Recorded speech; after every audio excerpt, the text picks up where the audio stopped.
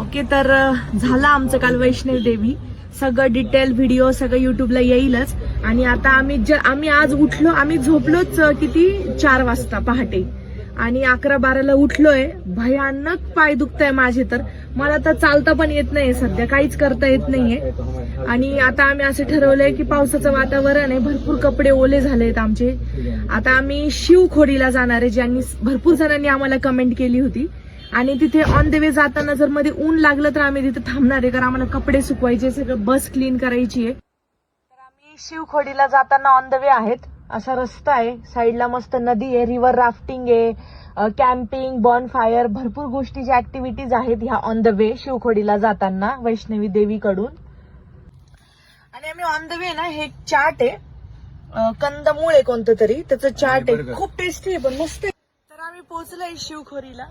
आणि इथे आम्हाला ऑन द वे येताना आहे ना 2-2 किलोमीटरच्या अंतरावर आर्मी होती.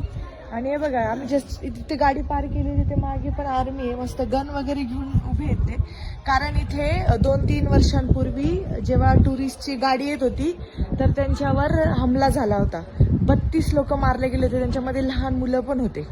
तर तेव्हापासून इथे खूप जास्त स्ट्रिक्ट झालंय वातावरण. तर आर्मी असते, कंटिन्यू सिक्युरिटी आहे. आणि आम्हाला आता मस्त सेफ एक मोठं हॉटेल आहे, ते आमच्यावर खूपच खुश होते, खूप एक्साइटेड होते आमची गाडी बघून. त्यामुळे ते स्वतःच बोलले आमच्या पार्किंगमध्ये राहा, तुम्हाला पाणी पाहिजे पाणी घ्या.